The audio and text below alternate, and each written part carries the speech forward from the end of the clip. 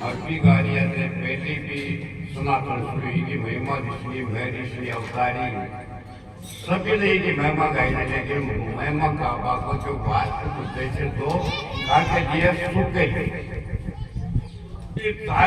सबकी मांग ये कि सुखी ये जीवन सुखी है, जीवन सुंदर हमारी रक्षा जी में है। तो इनके लिए महाराज है देखो सबकी तकलीफ सो रही सहज कोई परिश्रम नहीं, तो सिर्फ पुरुषार्थ की बात है पुरुषार्थ की नहीं कि परिश्रम की। और पुरुषार्थ जरूर करना पड़ेगा। महाराज बेटियों सहज सुख पाएगी, सर्व सुख पाएगी, मतलब सुविधा नाम की चीज चिल मात्र भी नहीं ताओ भी सुखी हो बताओ तो और सुखी के लिए महाराज बता दिया ये मानस सर्व सुख पाएगी।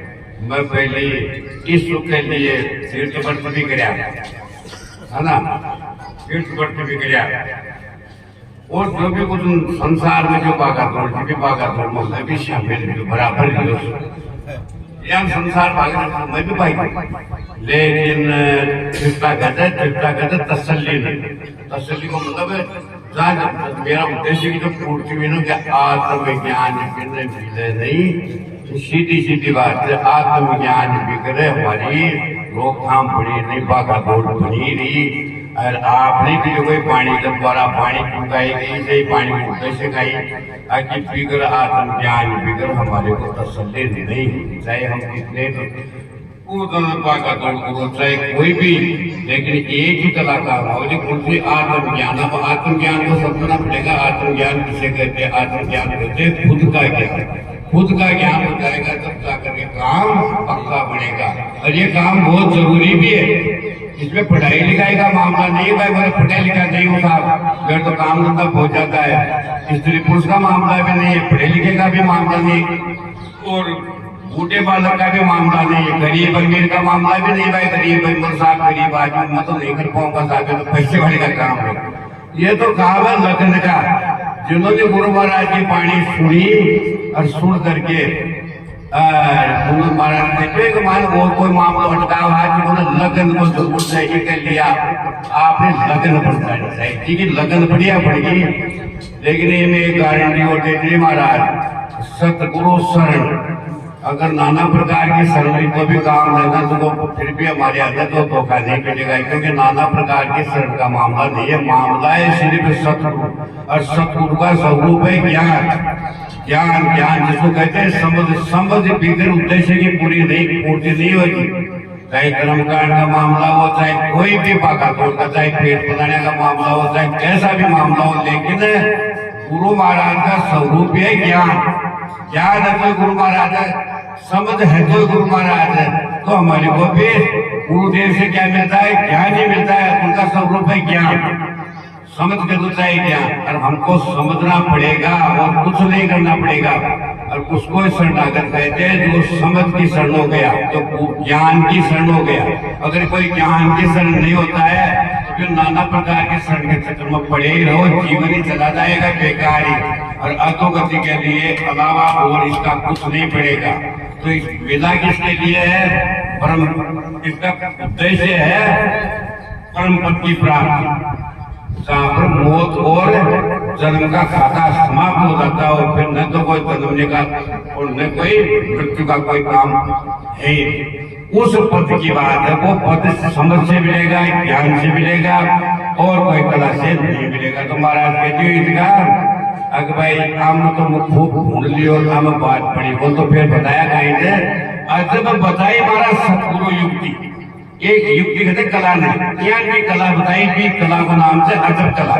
और वो अजब कला गुरुदेव के पास है। गुरुदेव श्री कृष्ण भगवान गीता में हमारे को उपदेश करते हैं कि तुम तो तत्वदर्शी की शरण में था, ऐसे नहीं साहब मैं तो गुरु महाराज की शरण में चलेगा, बस मैं काम तो बड़े करूं।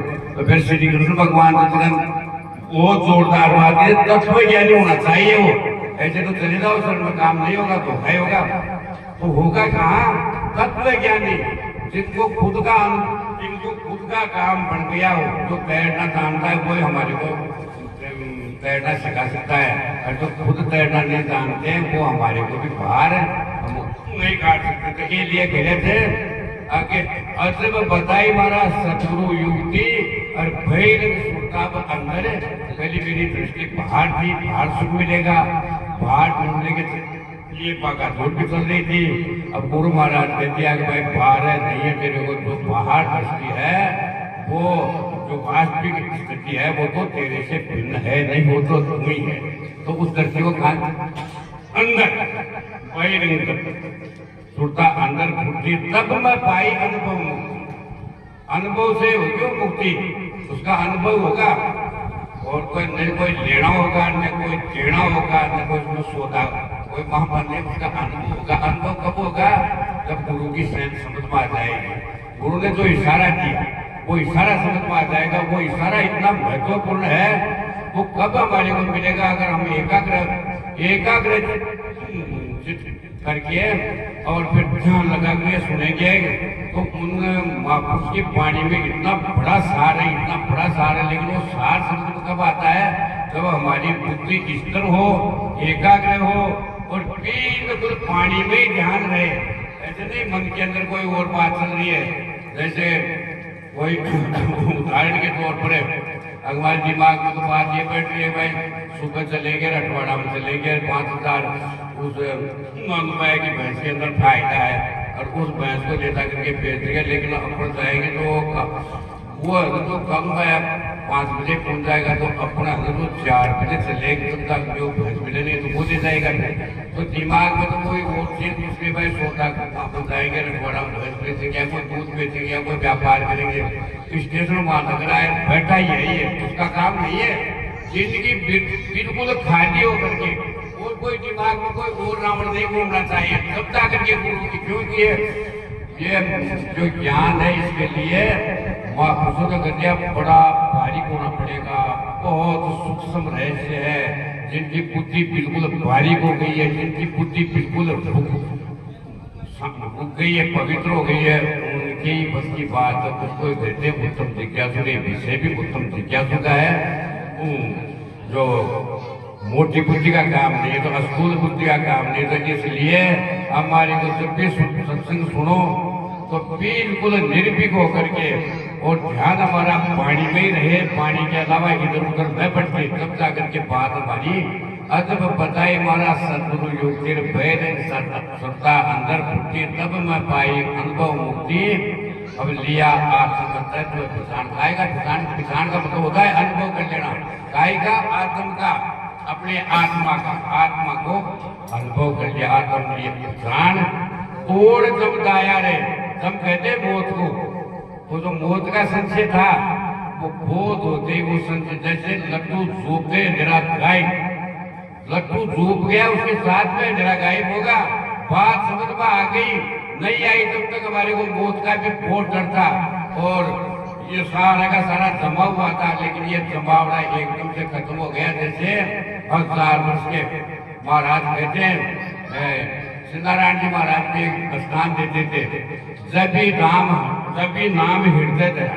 उनका एक बहुत बड़ा महाभाग्य था महाराज नारायण जी का सत्संग अगर कोई जब भी नाम हृदय धरा, अरे भैया पाप का नाश है।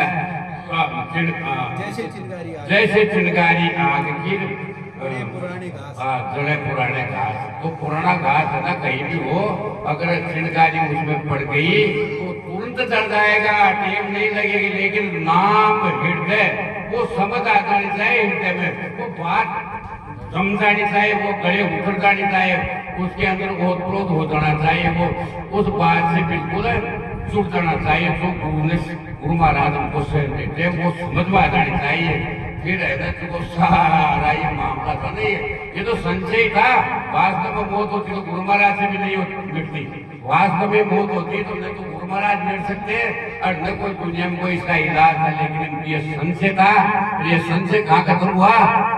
जब ही नाम धरा हृदय, जब की बात समझ में आई हृदय में, बात समझ में आई कोई पाप होते अनंत जन्मों को पाप होते अनंत जन्मों को हजारों को भगवान चाहे वो कई वर्षों को 1000 वर्ष हो, लेकिन दीपक चढ़ते 1000 वर्ष का अंधेरा भी तुरंत भाग जाएगा। ऐसे गुरु महाराज जी अगर ध्यान लगा करके पानी सुन ली तो बात समझ में आके ही तुरंत भ्रम खत्म हो जाएगा, संशय खत्म हो जाएगा।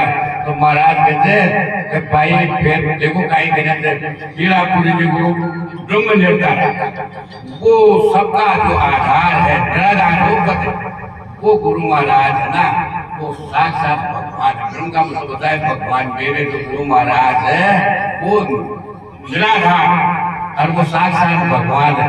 ये तो पुकार लिया अवतारा है वे हमारा हित के लिए उपकार, हमारा हित के लिए, हमारा भला के लिए। और वे तो खुद तो ज्ञान स्वरूप था, वे तो मुक्ति था, वे तो अपनी परम पद पर स्थिति था, लेकिन मेरे लिए अवतार लिया था। बहुत गई जीवन उपारा और भी बहुत सारा संशय का माइंड डूब गया था। वो नाम है संशय का ही, वो नाम है धोखे का ही। तो धोखा में बहुत सारे डूब रहे थे, उनको भी गुरु महाराज ने उपाड़ लिया, मेरे को नहीं उपाड़ा, उनको भी सबने उपाड़ लिया। तो बहुत डूब गई जीवन उपारा जीसा ले चरण गुरु चरण विश्राम। मेरे तो महाराज में अमृत की चरण ना होता अमृत पानी को बाकी अमृत पानी में विश्राम ले लियो। अमृत पानी का मान में बिल्कुल रुक गया, उस बात के अंदर में पक्का निश्चय कर लिया ये चरना विश्राम ज्ञान गंगा। इस ज्ञान गंगा में नहाने से मेरा संशय दूर हो गया, मेरा काम भी बढ़ गया और जिस उद्देश्य से मेरे को ये जीवन मिला था उस उद्देश्य की पूर्ति हो गई। और ये है ना ये सारी संशय की निवृत्ति हो गई। जय बोलो सतगुरु भगवान की।